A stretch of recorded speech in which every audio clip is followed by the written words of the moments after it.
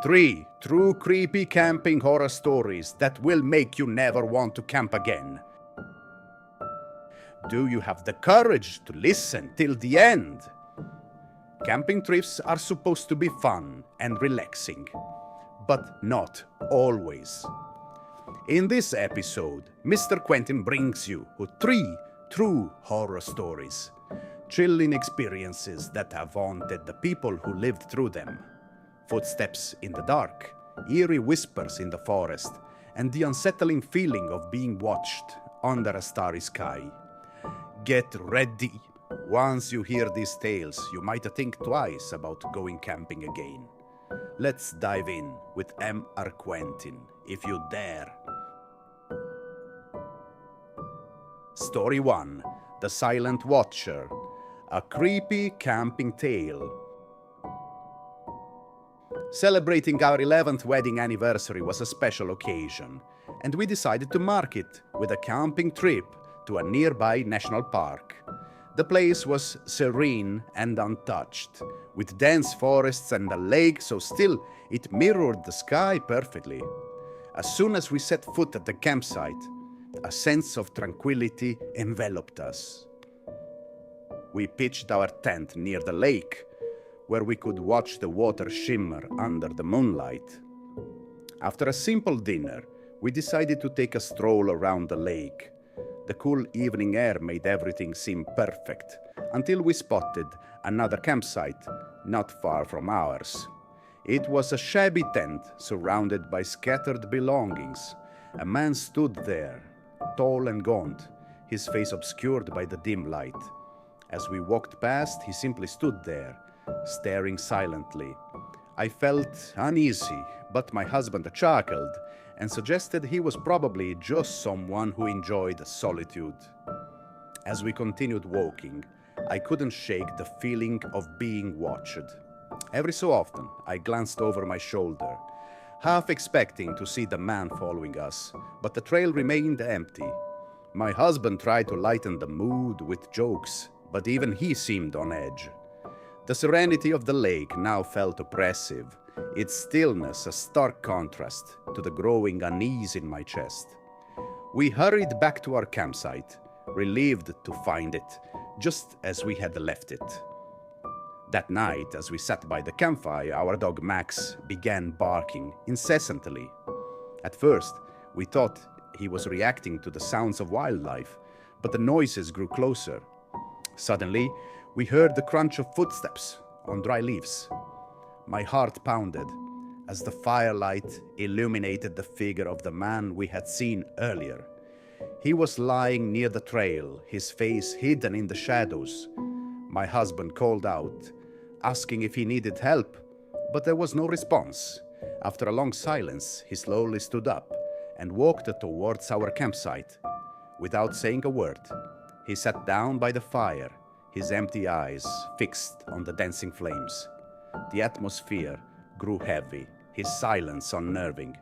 It felt like being trapped in a waking nightmare. My husband tried to engage him in conversation, but he remained unresponsive. Max growled and pressed against my legs. I noticed the way the firelight cast strange, flickering shadows on his face, making his expression seem even more alien. When I could bear it no longer, I suggested to my husband that we retreat to the tent, hoping the man would leave once we were gone. But as we prepared to go inside, he suddenly stood up and disappeared into the darkness as silently as he had appeared. I couldn't sleep. Every little noise outside made me jump. The rustling of leaves, the creak of branches. It all seemed amplified in the still night. Then, around midnight, Max barked again, this time more fiercely. Peeking out of the tent, we saw the man standing right next to our campsite, his eyes glowing in the moonlight. Without wasting another moment, we packed up as quickly as we could, tossing everything into the car and driving away. My hands trembled as I fumbled with the keys, the sound of Max's growls filling the air. As the car rolled onto the road, I glanced back and froze. He was standing there, his eyes never leaving us. We didn't go home that night. Instead, we found a nearby motel. I couldn't stop thinking about the man's size, the terrifying silence, and the way he seemed to appear as if he had been waiting for us. My husband tried to reassure me, saying it was probably just a strange coincidence, but deep down, I knew better. There was something deeply wrong about him, something inhuman. The following day, as we tried to shake off the eerie encounter, we noticed strange marks on our car. Long, thin scratches ran along the side, as if something sharp had dragged across it during the night. My husband dismissed it as tree branches brushing against the car, but I wasn't convinced. The thought of that man being near our car while we slept sent shivers down my spine. Over the next few nights, the dreams began. In the first one, I was back at the campsite, sitting by the fire. The man was there, his eyes glowing brighter than the flames. He reached out to me, his long, bony fingers stretching impossibly far. I woke up screaming, my skin cold and clammy. My husband tried to comfort me, but I could see the worry in his eyes. He was having trouble sleeping too, though he wouldn't admit it.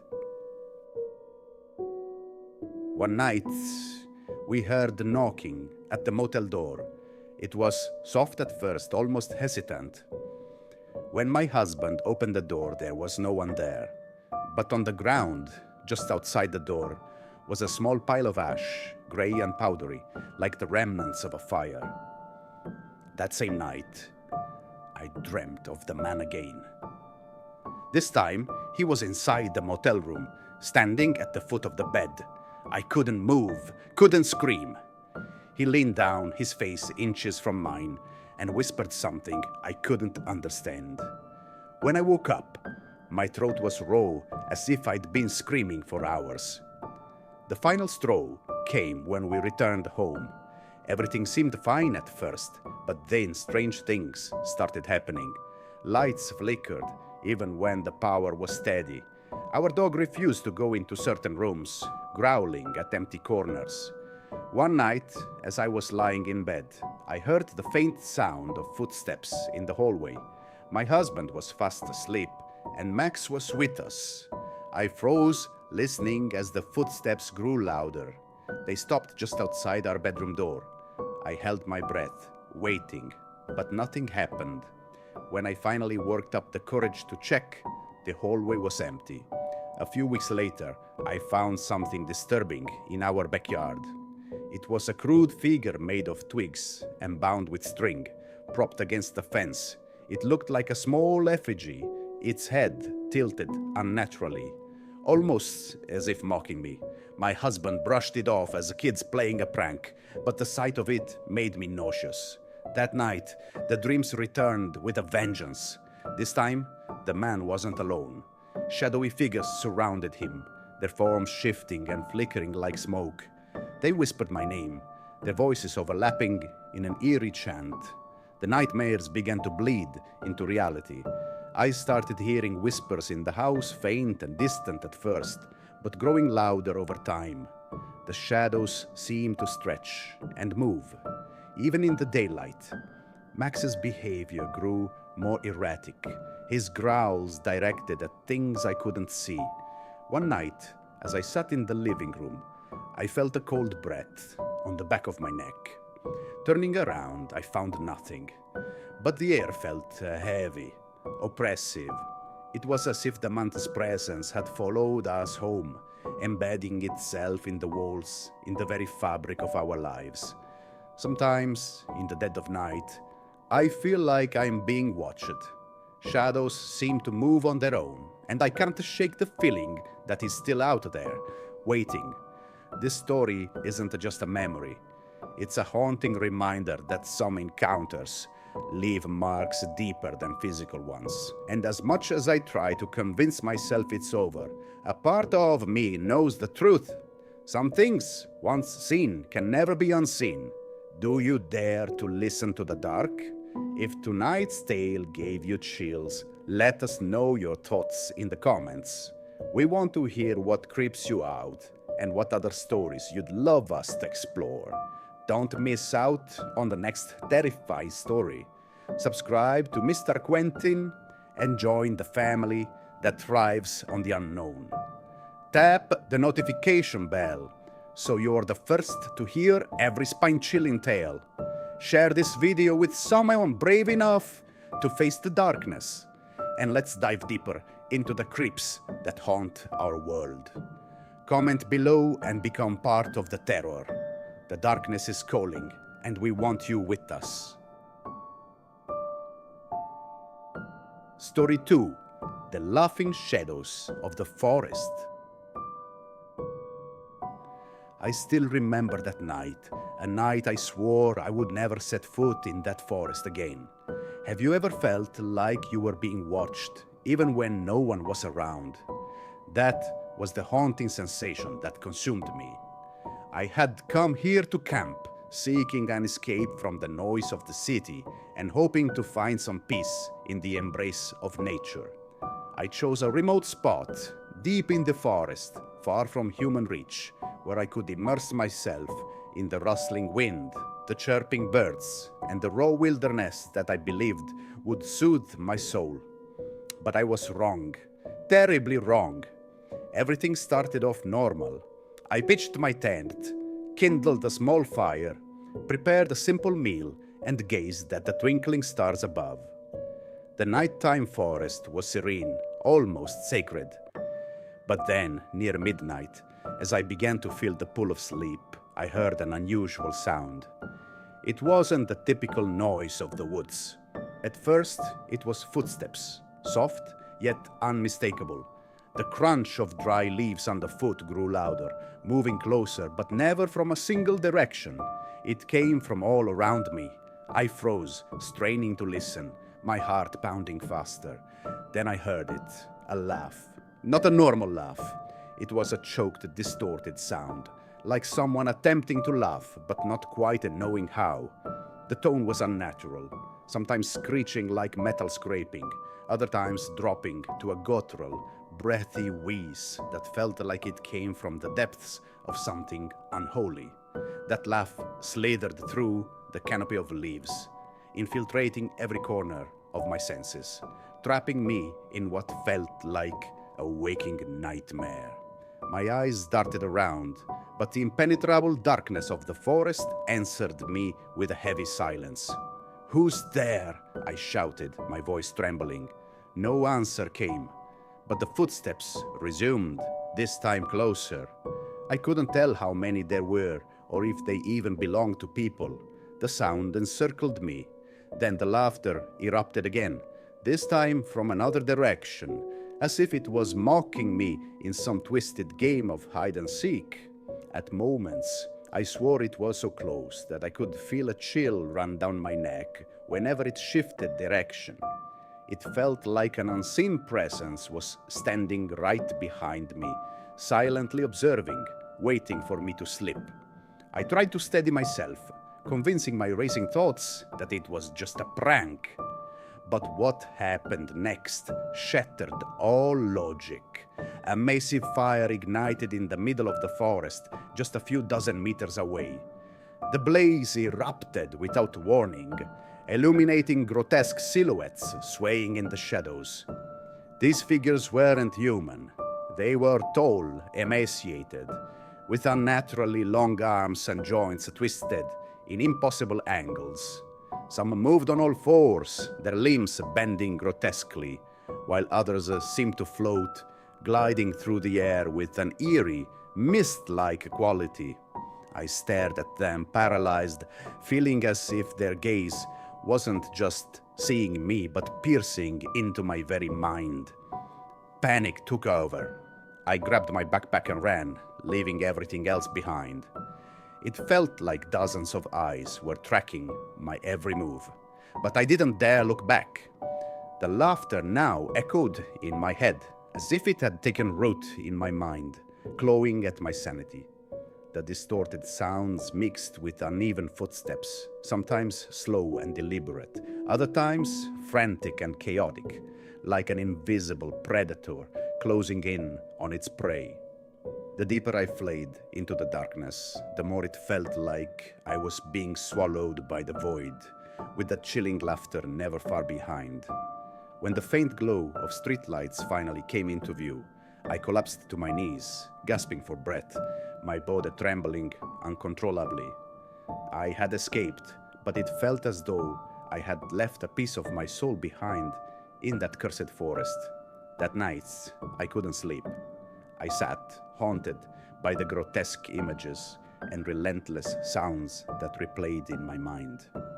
It felt like those shadows were still watching from afar, as if the boundary between the forest and the outside world wasn't enough to keep them at bay.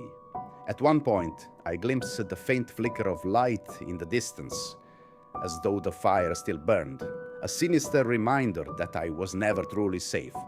This isn't just a story to tell. It's a nightmare I can never forget, and I can't help but wonder if anyone else has experienced the same horrors in that forest. But one thing I know for sure, those laughs, those figures, they weren't human. They belonged to something else, something darker, something unnamed. And I can't shake the feeling that they're not done with me yet. Do you dare to listen to the dark? If tonight's tale gave you chills, let us know your thoughts in the comments. We want to hear what creeps you out and what other stories you'd love us to explore. Don't miss out on the next terrifying story. Subscribe to MR.Quentin and join the family that thrives on the unknown. Tap the notification bell so you're the first to hear every spine-chilling tale. Story 3. The Shadow That Followed Us. A true camping horror story. Have you ever felt like something was watching you? Not just the fleeting paranoia that comes from being alone in the dark, but a persistent, bone-chilling sense that someone is there, hiding in the shadows, waiting for you to notice. That's the kind of fear I'm about to share with you. It's a story that has haunted me for years and stolen the peace I once felt in the woods. It was supposed to be a celebration. Zelda, my best friend, had just turned 22, and instead of a party or a dinner, she wanted to do something different. "Let's go camping," she said, her eyes sparkling with excitement. Just us, the woods, and the stars. She had a point. It sounded perfect, simple, cheap, and far away from the noise of the city.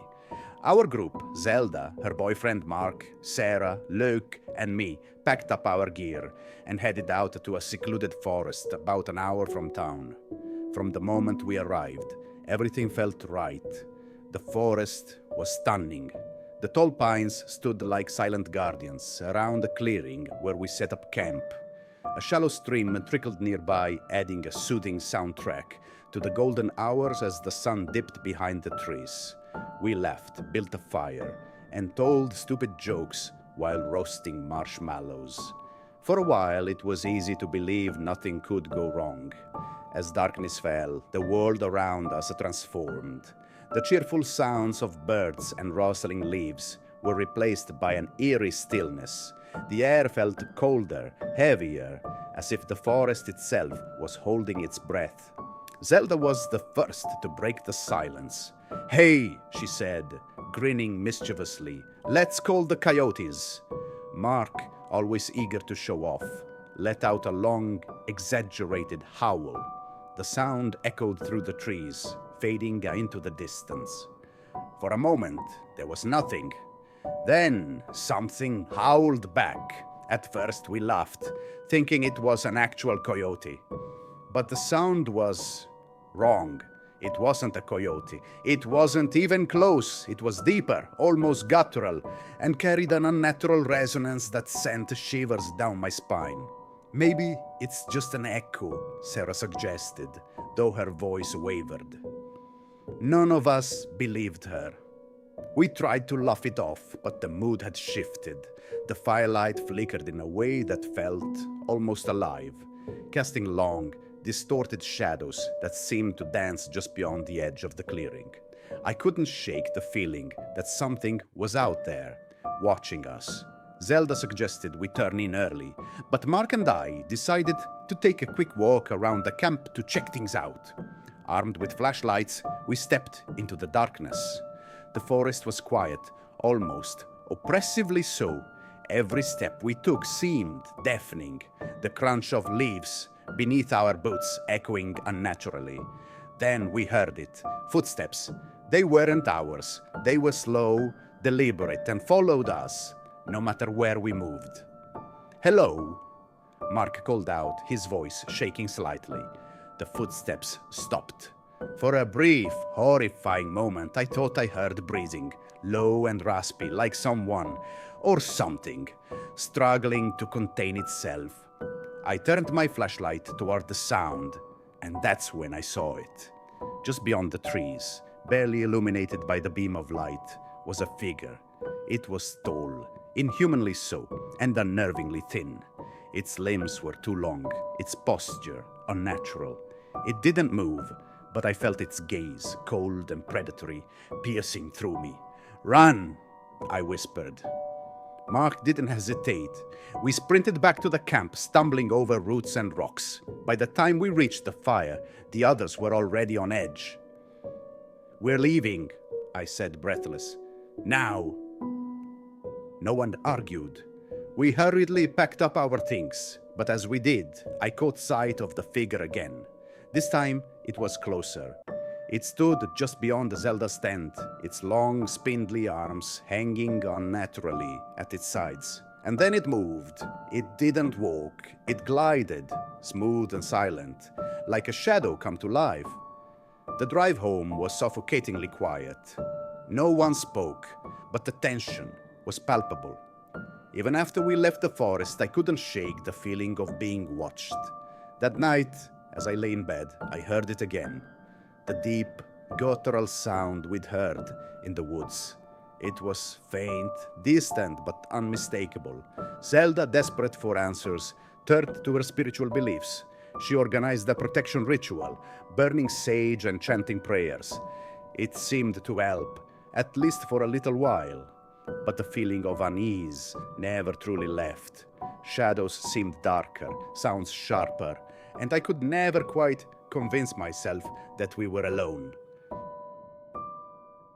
2 weeks later, Mark disappeared. His car was found abandoned near another forest, miles from where we'd camped. The authorities searched for days but found no trace of him.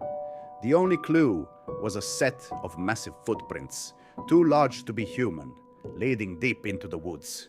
To this day, I can't explain what we saw or heard. But I know one thing. It's still out there, and sometimes, late at night, when the world is quiet and the shadows stretch long, I feel it watching me, listening, waiting. As the darkness deepens and the stories grow more unsettling, we venture deeper into the unknown together. Each chilling tale brings us closer to the eerie truths, lurking just beyond the veil of reality. The terror doesn't stop here, it only gets worse. Subscribe to MR.Quentin now and stay on the edge of your seat. You won't want to miss what's lurking in the shadows next. Hit that notification bell and prepare for the next terrifying chapter. Remember, in the world of MR, Quentin are always waiting, and they never rest. Good luck sleeping tonight.